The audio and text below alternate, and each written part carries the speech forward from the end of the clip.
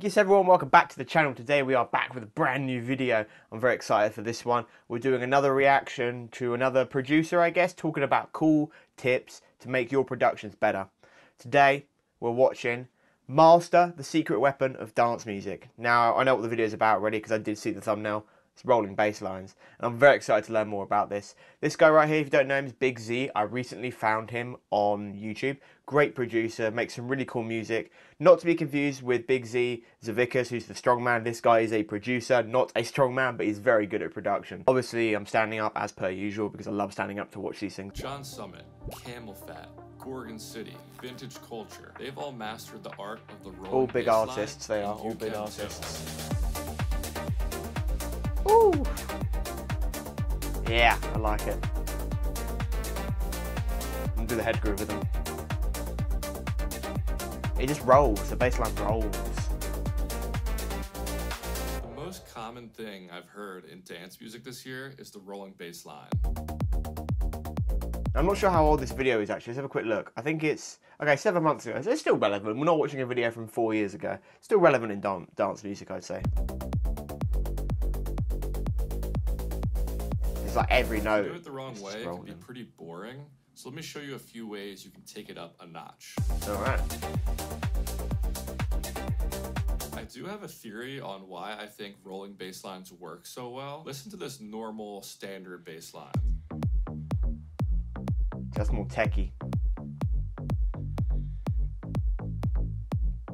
It can be pretty hard to come up with a melody I like that, though. that's going to fit on like top of that. The rhythms have to work really well together. On the other hand, a rolling bass line, it's more like a blank canvas because any rhythm can fit on top of it. Any new melody you can think of is going to have a rhythm that is made up of different combinations of 16th notes. So you can I see, that's really good. That's a great note point. A lot of the time though, I don't have this problem purely because I write melodies first, then bass lines afterwards, or I find like a vocal and write a bass line afterwards. I rarely start with a bass line unless I write something really cool. But it's a great idea, to be fair. If you use a rolling bass line, as you can see from the grid there, you can put any melody in and it's going to sound good because the bass isn't playing a rhythm already. It's playing all the notes, but it just sounds melodic. I guess it's kind of, so it'd be a good idea if you're struggling to write melodies that fit bass lines, write a rolling bass line, then bang a melody over the top and it's going to sound good so long as you pick good sounds and stuff. So that's a good point. different combinations of 16th notes. So you could make any rhythm work well with it. You could have a slower, more atmospheric lead sound on top of it. Ooh. That's some melodic house right there. Or you could throw a random vocal chop on it. Ooh. It's house vibes, isn't it? That gives it a totally different vibe. Or we could just put a normal vocal on it. Mate, production is just so cool. How good it can be and how bad it can be at the same time is crazy. Loving it. What I ended up settling on was this lead melody.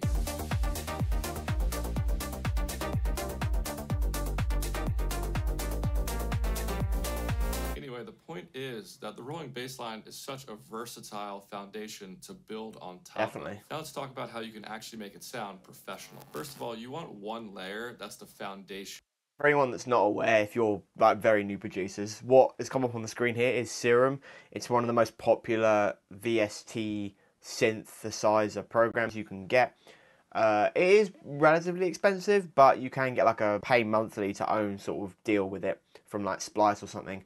And you'll see that most producers, especially in like house music, dance music, everyone loves Serum because it's just so versatile. It's very tactile. There's a lot of screens and a lot of like boxes. You can see what things are doing, opposed to some of the older ones where it's all dials and you kind of have to imagine what it looks like. This is all laid out very nicely for you, and you can download some awesome Serum presets, like from preset packs and stuff. So yeah, this is Serum for anyone that didn't know. That sits below everything else. I'm using this sound for that. Woo. It's a pretty basic sound. There's Roller. nothing crazy about it, but that's exactly what you want. With any rolling bass line, you're going to have an envelope shape that looks like this, so it's really short and plucky. But more importantly, you need to make sure that it's in mono, so the notes don't bleed into each other. Let's check out the frequencies. So what he's talking about in terms of like so the notes don't bleed is mainly because like low end bass, you want to make sure each note that's hitting is a new note. If you don't have mono on into that, because you're playing notes so close together, they can sort of be bleeding into each other, which is no good for low end because it will just muddy up the low end, that low hertz range, and make it sound really weird. So make sure whatever VST you're using or anything, make sure it's in mono. You always want bass to be in mono. You very rarely want a stereo or a very wide stereo bass because it just sounds really weird on subwoofers. Anything below 150 hertz, 160 hertz is useless in stereo. Doesn't do a lot for you because sub is a mono sound. Subwoofer just plays a it's no much more than that. Spectrum. This synth's main job is to fill out the sub frequencies. What's really important with sub basses is that they're properly compressed. I can tell the sound is properly compressed because all the sub notes are sitting in this volume range right here. If it wasn't properly compressed, the volume range would be a lot bigger, so that's always something to keep an eye on. And you can see there's plenty of higher frequencies happening in this bass too, but they're not too loud. And that's so I could leave room for more layers. Listen to before and after I add just 2 layers in.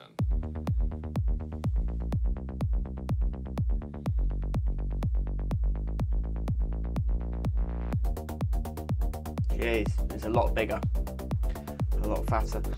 And this can be applied to pretty much anything in production, making dance music again. It's all about the layers. If you have one clap, try adding another clap that fills in a separate frequency range and just makes it sound bigger. Try adding a second hi-hat or a second closed hat or something. I do this a lot now, a lot of layers. I never have like one hi-hat or one clap or, you know, one of any of these sounds that can be layered up because it just makes sounds sound fatter, less out of the box, more produced, more unique to your sound, which is exactly what you want, which is what he's done here with the bass. Obviously, you've got the main bass, and like he said, with the frequencies, leaving space for other layers to go in makes it sound so much bigger and more produced and makes it sound like a more professional track.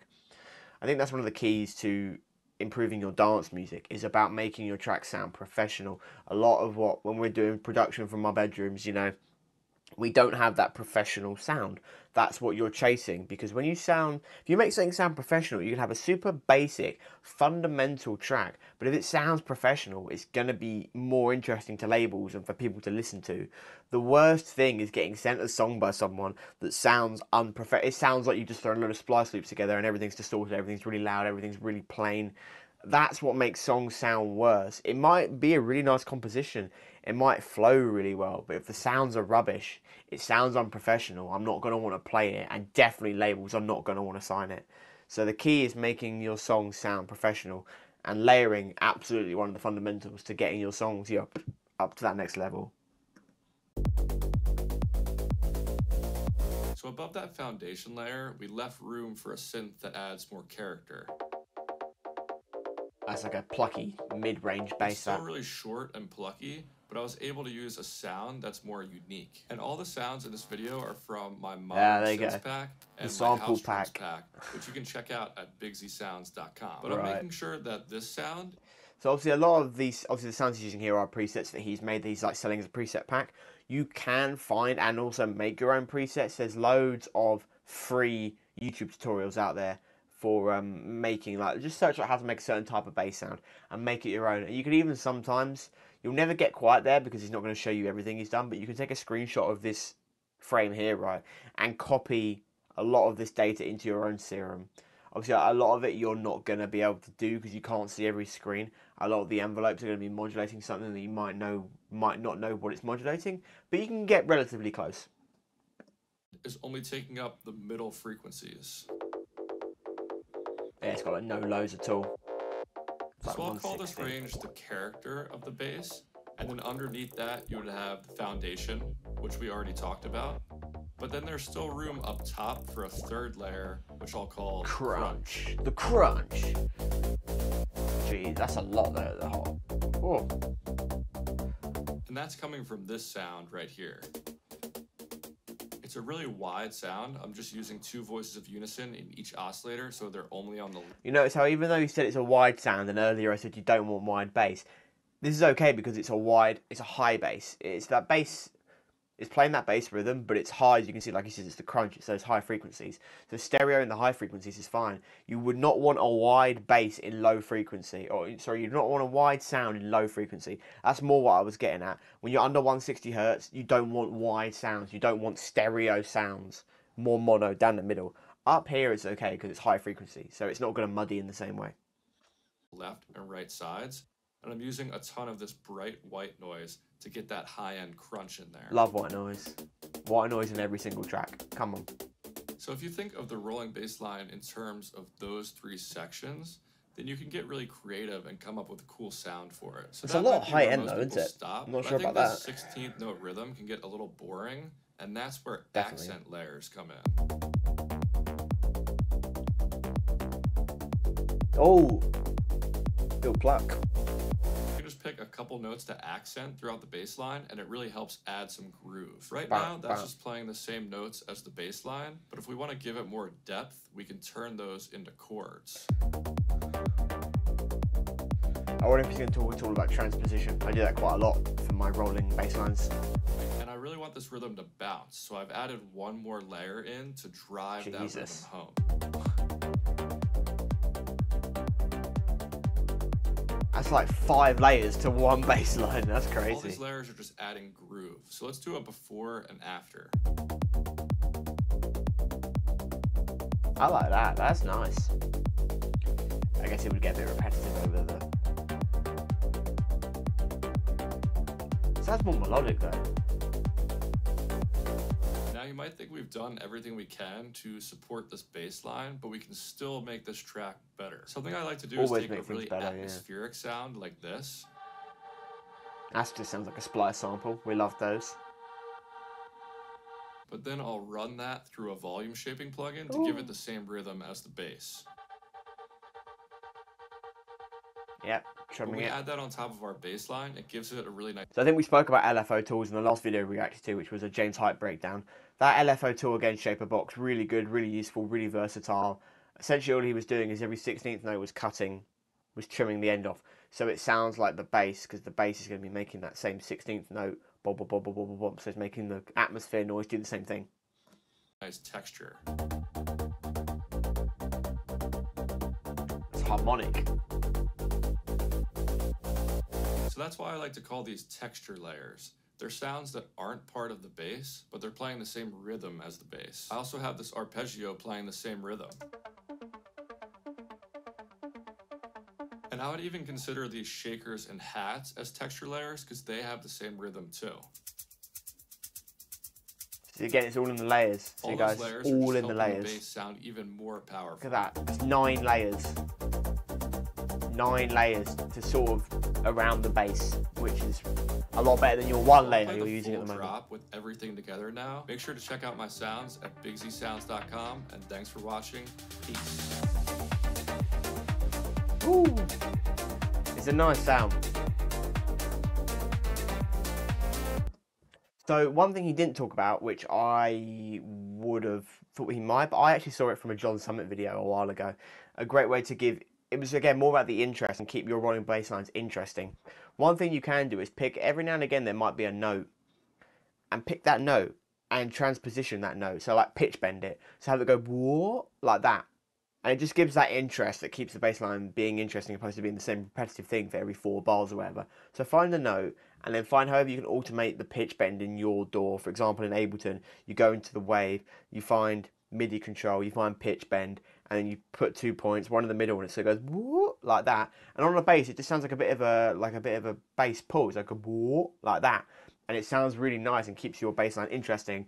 Overall though, that's a really cool video. I'm going to try that on a track now. That sort of 16th note rolling bass line, the John Summit style. I love it. It's such a cool idea, and it's all about getting those atmospheres, and like I said, it's all about the layers. You need layers to make tracks sound sick, which I've learned and I now do all the time. If you want to check him out, I'll leave the video link down below in the description. He's got like 150,000 subscribers. He's pretty sick, I can't lie. Makes some dope music.